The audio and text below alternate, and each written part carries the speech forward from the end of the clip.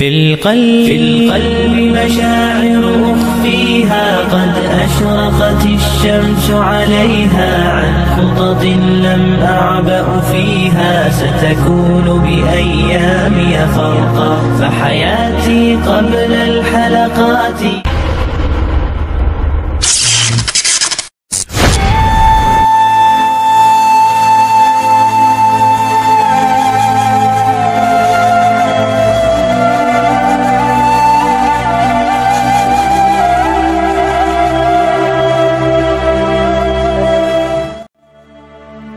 Assalamualaikum warahmatullahi wabarakatuh. Apa kabar sahabat Amirul Mukminin? Semoga semua dalam lindungan Allah Subhanahu wa taala. Di hari Ahad, Rasulullah Shallallahu alaihi wasallam merasa dirinya ringan sekali. Kemudian beliau keluar dengan bantuan oleh dua orang untuk sholat zuhur. Sedang Abu Bakar menjadi imam sholat untuk orang banyak. Ketika Abu Bakar menjadi imam, ia melihat Rasulullah Shallallahu alaihi wasallam dan melangkah mundur ke belakang. Tetapi Rasulullah memberikan isyarat agar dia jangan mundur. Rasulullah Shallallahu alaihi wasallam menyuruh dua orang yang membantu Rasulullah agar mendudukkan beliau di sebelah Abu Bakar.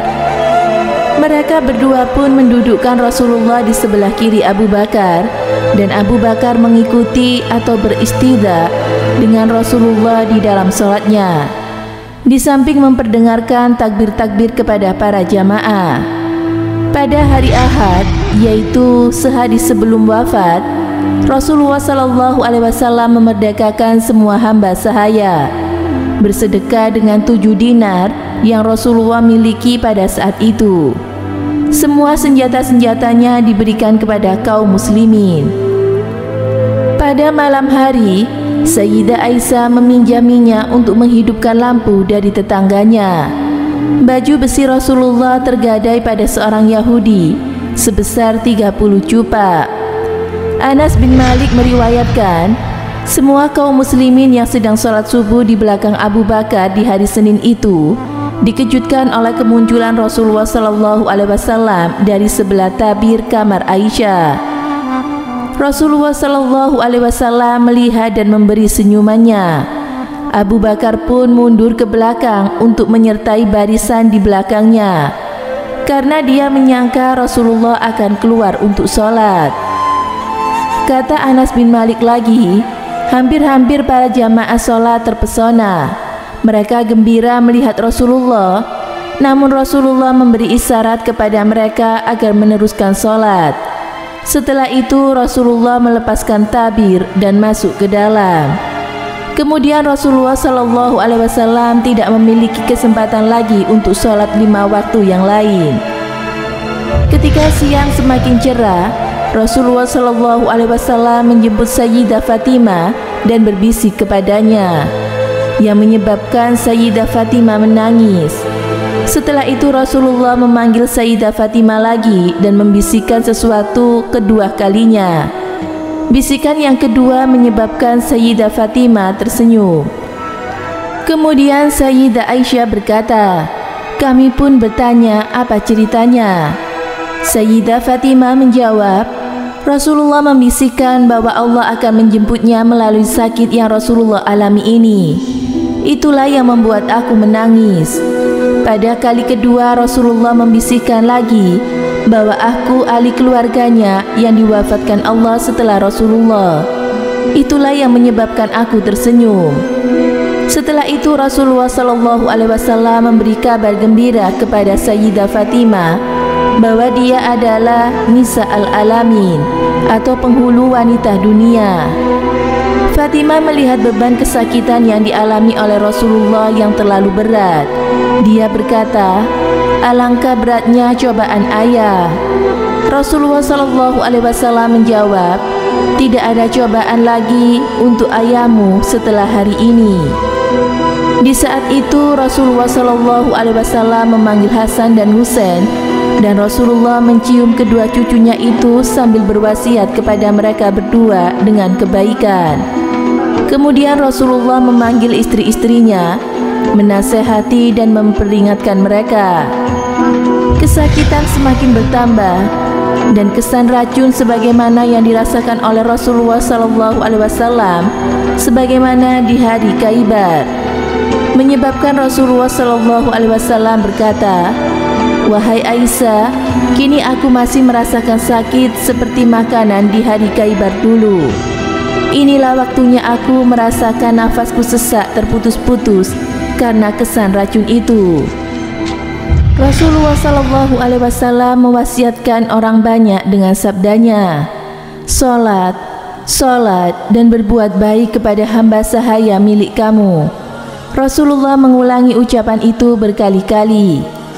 Ibnu Mas'ud berkata bahwasanya ketika ajal Rasulullah SAW sudah dekat, beliau mengumpulkan kami di rumah Sayyidah Aisyah. Kemudian Rasulullah memandangi kami sambil berlinang air mata. Lalu beliau bersabda, "Marhaban bikum, semoga Allah memanjangkan umur kamu semua. Semoga Allah menyayangi, menolong dan memberi petunjuk kepada kalian. Aku berwasiat kepada kalian agar bertakwa kepada Allah Subhanahu wa taala. Sesungguhnya aku adalah sebagian pemberian peringatan untuk kalian. Janganlah kalian berlaku sombong kepada Allah, sebab Allah berfirman, kebahagiaan dan kenikmatan di akhirat kami jadikan untuk orang-orang yang tidak ingin menyombongkan dirinya dan tidak membuat kerusakan di muka bumi. Dan kesudahan surga bagi orang-orang yang bertakwa." Kemudian kami bertanya, "Inikah ajal ya Rasulullah?"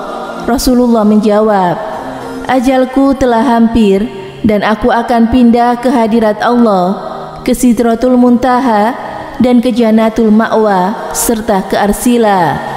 Kami bertanya lagi, "Siapakah yang akan memandikan ya Rasulullah?" Rasulullah menjawab, "Salah seorang ahli bait." Kami bertanya, "Bagaimana nanti kami mengkafani ya Rasulullah?"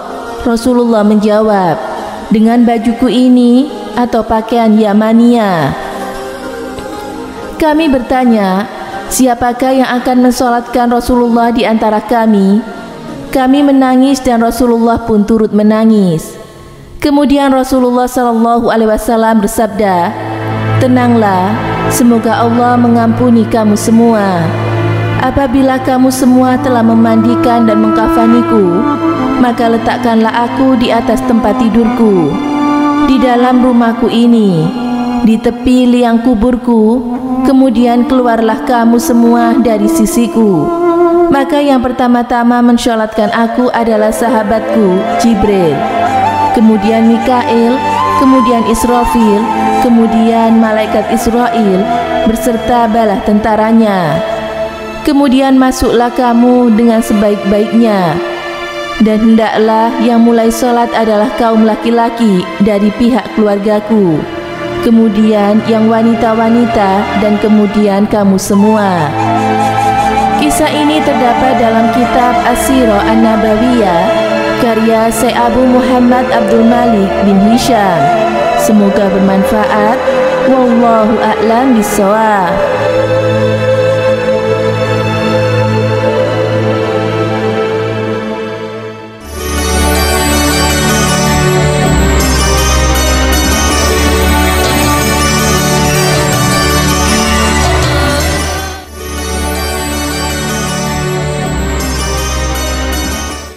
Assalamualaikum warahmatullahi wabarakatuh. Rasulullah Muhammad SAW wafat pada tanggal 12 Rabiul Awal tahun 11 Hijriah. Rasulullah wafat pada usia 63 tahun di rumah Aisyah, istri beliau. Rasulullah wafat dalam usia 63 tahun. Beliau berhasil menguasai seluruh Jazirah Arab masuk ke dalam Islam. Bayangkan, dalam usia 63 tahun beliau mampu menyatukan seluruh Jazirah Arab dalam pangkuan Islam. Hari ini usia 63 tahun, apa yang kita hasilkan?